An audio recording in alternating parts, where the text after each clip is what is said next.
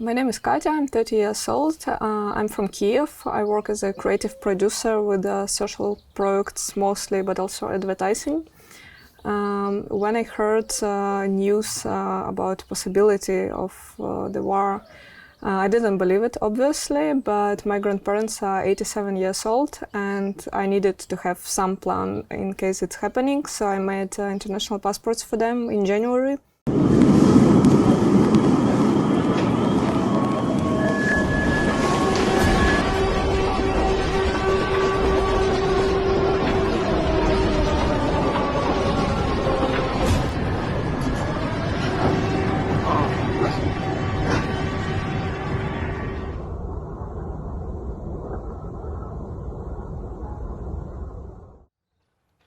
First night we slept in our apartments on the floor in the corridor, just as far as possible from windows.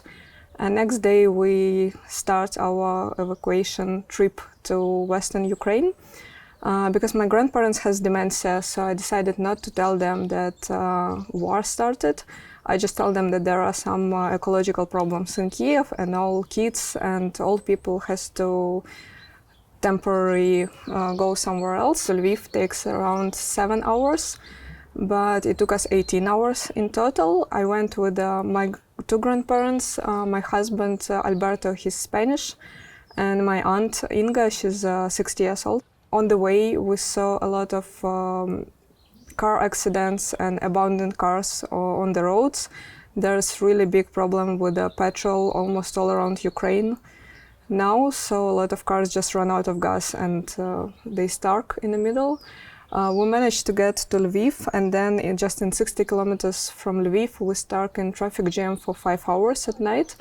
We moved sometimes like 500 meters per hour, and there was at night we were in this traffic jam. My grandparents fell asleep in the back seat, and then I saw a plane with a rocket just above us, just from the glass roof in our car. So that was the only moment when I feel that fear took over me. But then this plane went away and this fear transformed in anger and unlimited energy. We get to Lviv village. My friend found accommodation for us, so we stayed there with the locals and with in a few houses with 50 more refugees from Kiev. Men, women, old people, kids, dogs, cats. Like some sleep on the bed, some sleep, I sleep on the floor with sleeping bag. It was amazing atmosphere because everyone were trying to do at least something to help. Someone cook, someone fight in social media with Russians, trying to explain them what's actually going on, the truth, not what Russian media are telling them. Also a lot of us were coordinating people in Kiev and another region to get medicines, to get to train stations, car, gas, and so on. So we just non-stop in all the chats to support each other and help. I knew that we can't stay for a while in Lviv. Anyway, like more and more refugees from all the Ukraine coming to Western Ukraine, so we had to move forward, and I really need to find some safe place for my grandparents. So we try a few times to cross the border. At first we drive to border with Poland to Rawa Ruska, because we saw that the queue is not that big there. And when we arrived, we saw really a lot of cars, and we spent a few hours in that queue. But then we talked with people around and we realized that it will take us at least 5 days to cross the border over there by car. I was talking with people who already spent 2 days in traffic and they're still 10 kilometers from the border, which means it will take them a few more days. In that cars are women with newborn kids, people with sick parents, with older people who need medical help ASAP. But everyone is like, it's really horrible, but on the other hand, everyone trying to keep mind cold and trying to help each other and so just do it. So we understood that my grandparents won't handle a few days in the car. So we drive back to the village. Then we took 1 day for them to rest, because even such road is pretty complicated for them. And then we found information that there are extra trains from Mukachevo to Budapest. So we drive 5 hours to Mukachevo. At the very last moment, when we get to the train, my husband, he's Spanish, so he can leave Ukraine. And in the very last moment, he said that he wants to stay and he wants to support Ukrainians.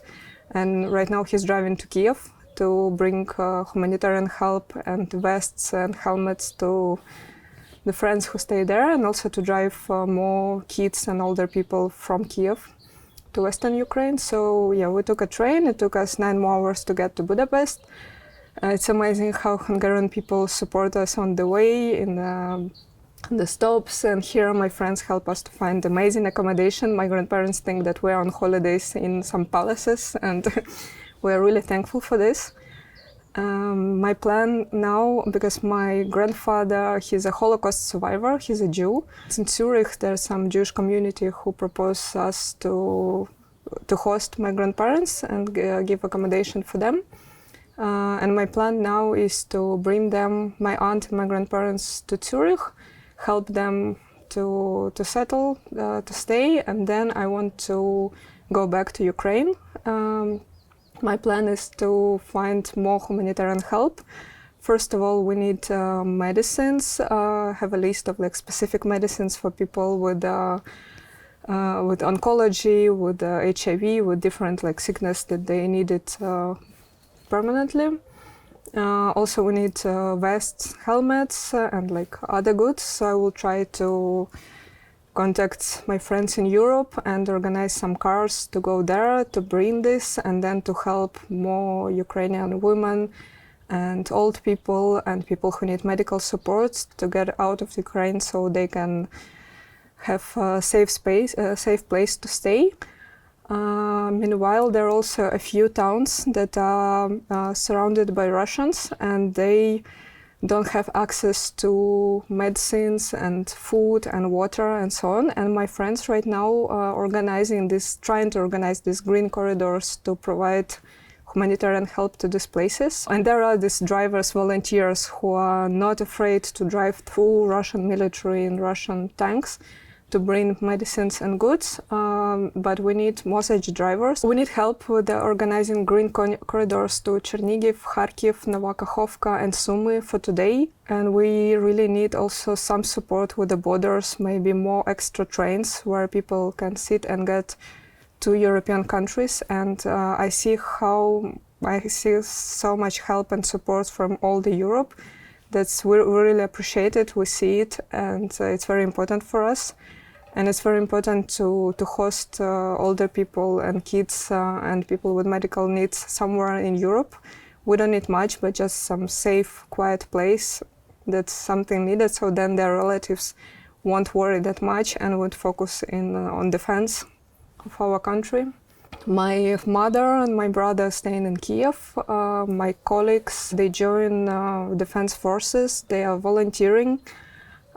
They provide humanitarian help, and everyone knows how to make Molotov cocktail and how to stop blood if someone injured. Our army, our politicians are in the streets with weapon.